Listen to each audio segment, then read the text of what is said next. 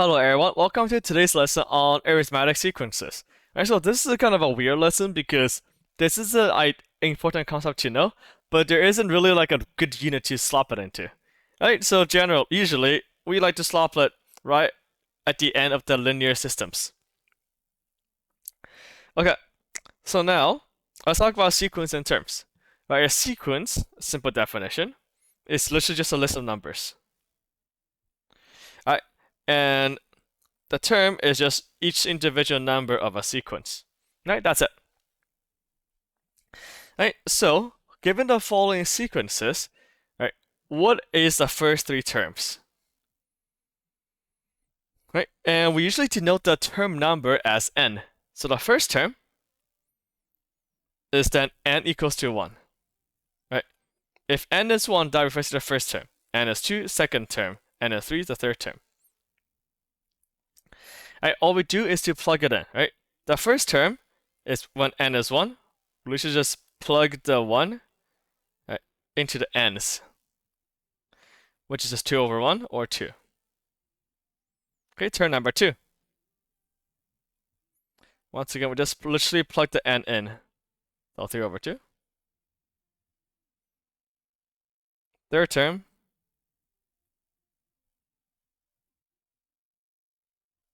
Just like that. Alright, so that's how we list out the term numbers of a sequence. Once again, let's try this example here. When n is 1, we literally just plug the 1 in for n. Alright, plug the 2 in now.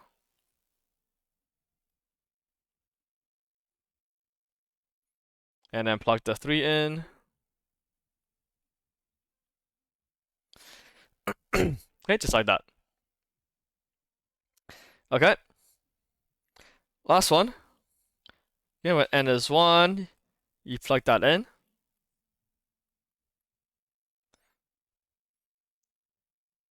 Okay, and then plug the 3 in to n.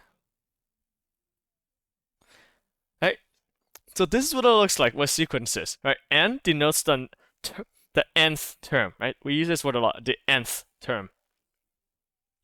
This is essentially saying if n equals to like 100, then that's the 100th term of the sequence. Alright, so now given a sequence, right, we can use sigma notation to find the sum of a sequence. Right, and finding the sum of a sequence is actually very useful later on in math when we are working with graphs and curves, right? Especially with a thing called integrals, right? Adding a bunch of things up from a sequence together is very, very useful. Right, and then we usually use this notation here. Right, so this right here is called a sigma. And the sigma notation, right, this tells us two pieces of information. Right, the top number here, the n, tells us where the sequence ends. So to what term number do we end? And the number at the bottom, k, tells us where do we start. Right, so let's say if we start at 1 here, right? If k is 1, then we start on the first term, right? The first term, and we keep adding it all together until the nth term. Okay, so let's take this example here. Right, so let's start on the first term, right? This is telling us starting from the first term and ending on the fourth term. So the first term, right, what's our first term here?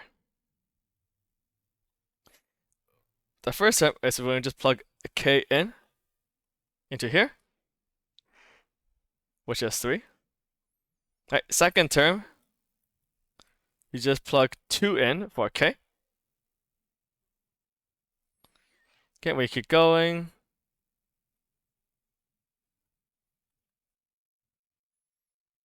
And then fourth term.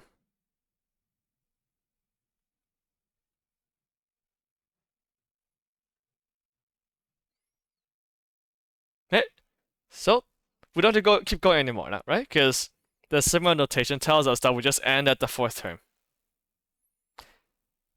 Okay, so you got the first term to the fourth term. All we have to do now is add it up.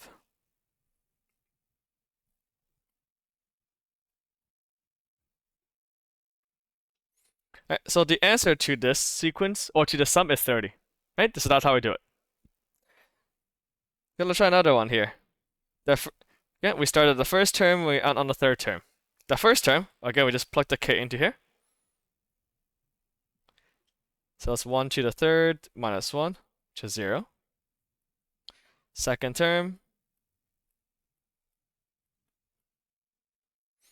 Third term.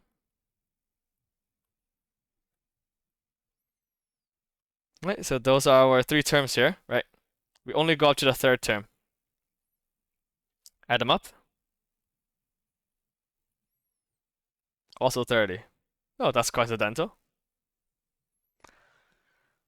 Alright, so that's what sigma notation is, right? Now, given a sequence, we just add them up.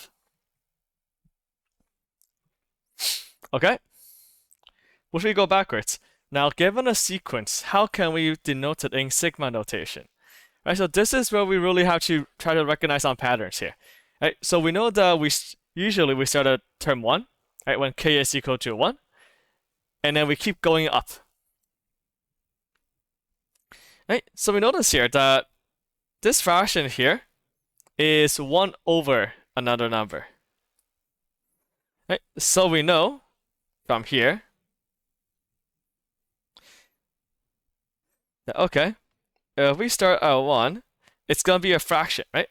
And we know that we start at k as our numerator, right? Because on the first term here, when k is 1, we got 1 over 2 here. Right? And we notice here that our numerator goes up by 1 each time. Right?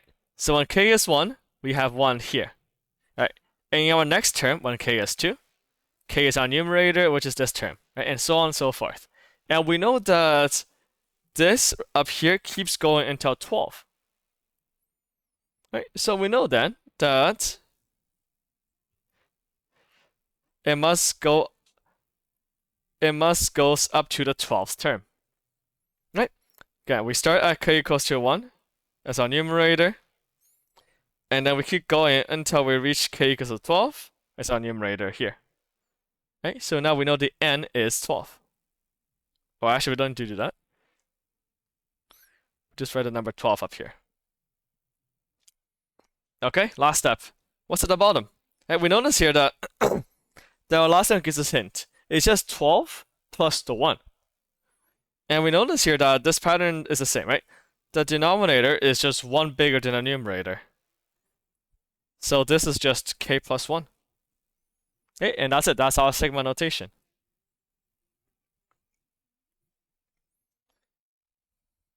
Right, the first term, when k is equal to 1, is that. Second term, when k is equal to 2, right, is 2 over 3. You can see here.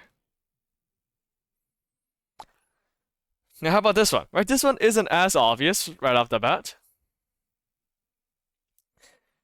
Right, but we notice here we start at 2 over 3 right away.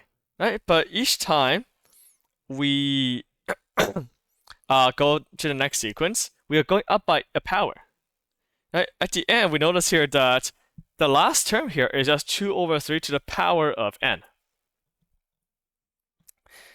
Right? So the last term here just goes to n, whatever number n is. Right? Of course, we start at 1, we end at n. Okay. So now, what is our sequence? Right, we notice here that our last term is just 2 over 3 to the power of n. Right, so this actually tells us our sequence is just that. Right, because if we try k equals to 1, right, our first term here is just 2 over 3 to the power 1, just 2 over 3.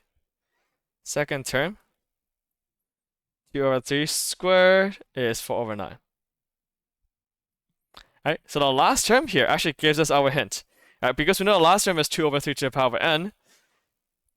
Right? This must be what the sequence is. Like I said, there's a few examples of what the sigma notation is. Again, this is a pretty new idea. Right? It's okay if you don't understand this right away, because again, sometimes I even have trouble trying to explain what a sigma notation is. Right? But a lot of figuring out the sigma notation is just trying to recognize the patterns, right? See what changes and see what doesn't change. Okay, so with that, now we get to the meat of our lesson, or like the title of the lesson at least, the arithmetic sequence. Now, an arithmetic sequence is when each term in a sequence have the same difference.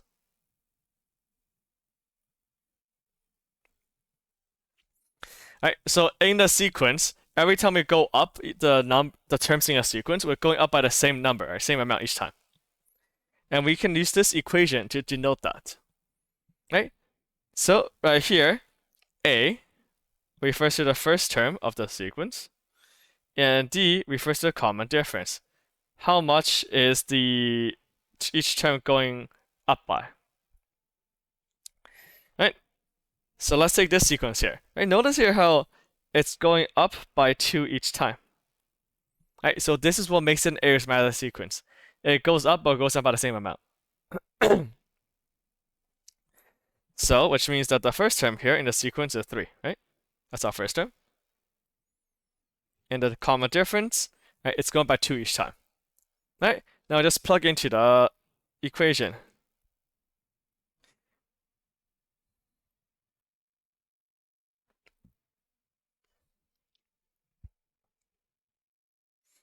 Right? That's it. We just plug in like this. Right? That's it. Right? But generally, we usually write the number in front of the polynomial. Right? So it's more like that. Okay, and let's just double check. Like, let's check the fourth term, right? If n equals to 4, aka the fourth term in a sequence, and if we plug into the equation here,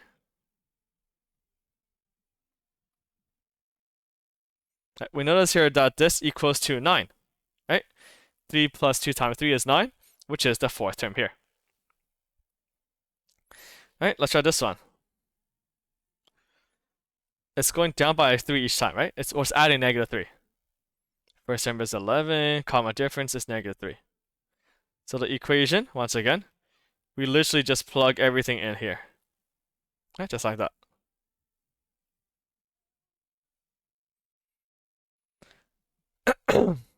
That's the first term here.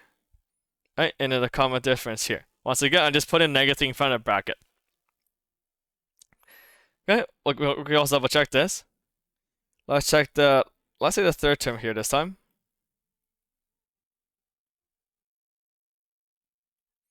This is 11 minus 3 times 2. Right? 11 minus 3 times 2, 11 minus 6 is 5, which is the third term here. So you can kind of imagine, we can find any number, any term we want. So this sequence here is going up by 3 each time here. We want to find the 12th term. Right? So the first term is 2. The common difference is 3. So once again, I just realized that it's actually very similar, right? It's just this flipped. Right here, it's the first term plus the common difference times n minus 1. First term is 2 plus the common difference times n minus 1, right? That's our sequence, or the equation for the sequence. To find the 12th term, that's when n equals to 12. We simply just plug this in.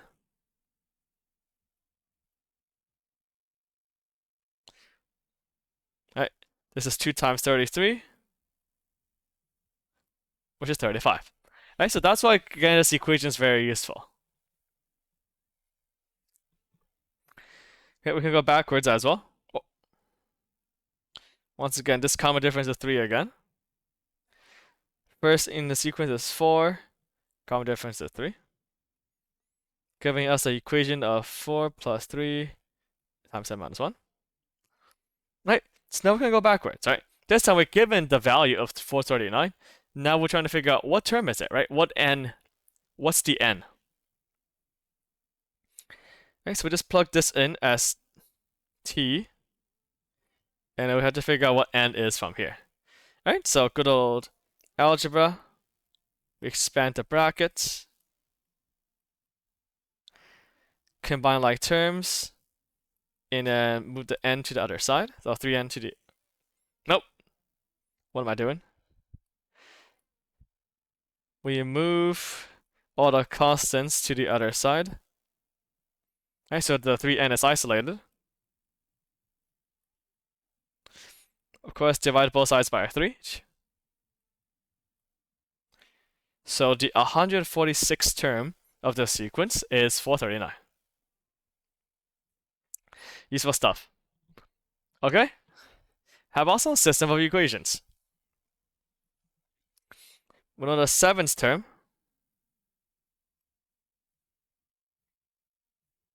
is 78, and the 18th term is 45.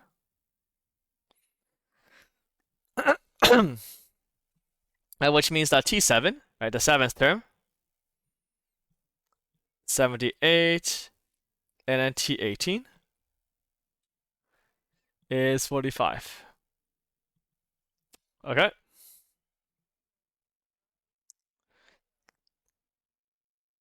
But we actually know more information than we think. Right? We do not know what the first sequence is, or the first term is, right? That's what we're trying to find. Nor do we know what the common difference is.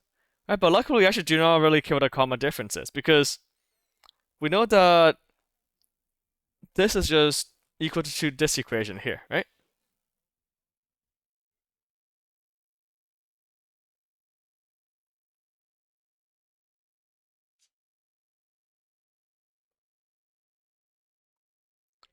Right? Because again, the term is equal to a plus n minus 1d.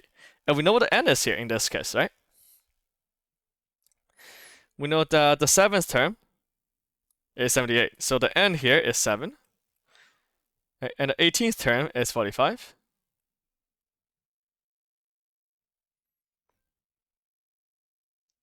Right? So this equals to 6d, and that equals to 17d. And from there, well, we actually have our system of equations set up. Right, 78 equals to a plus 6d. 45 equals to a plus 17d. Conveniently, it's already nice and aligned for us to subtract to get rid of the a.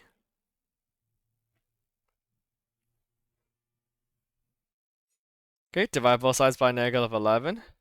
So the common difference is d. Or the common difference is negative 3. I plug that into one of the equations.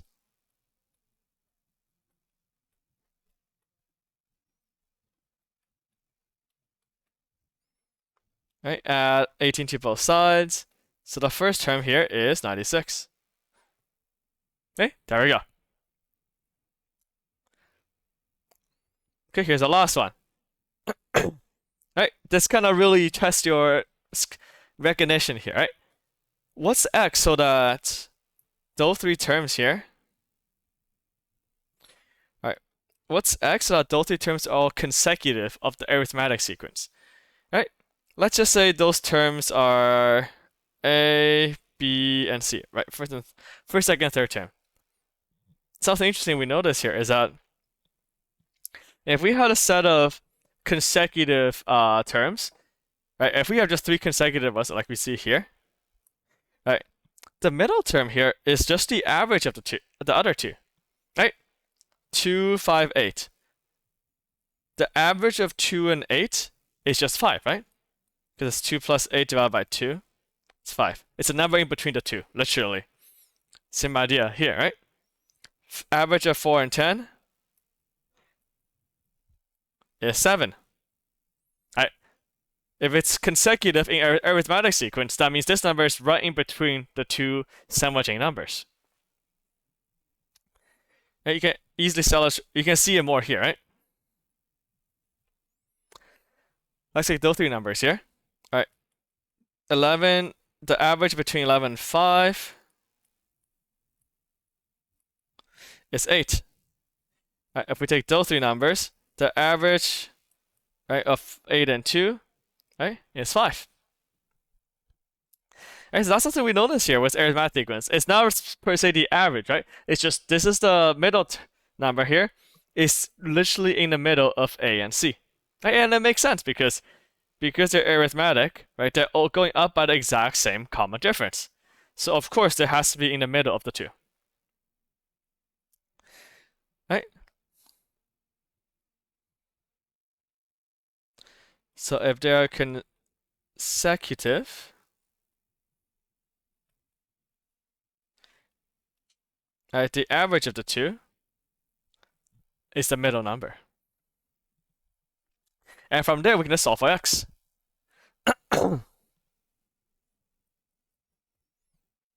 Right, so we got our first term, our second term, their average is that. Right? Multiply everything by 2 to get rid of the fraction.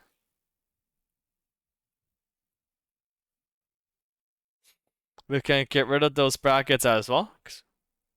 Right? Because we're just adding, so it doesn't really matter what we don't really need the brackets there. Combine some like terms. Let's move the let's move the x's to the left and move the constants to the right.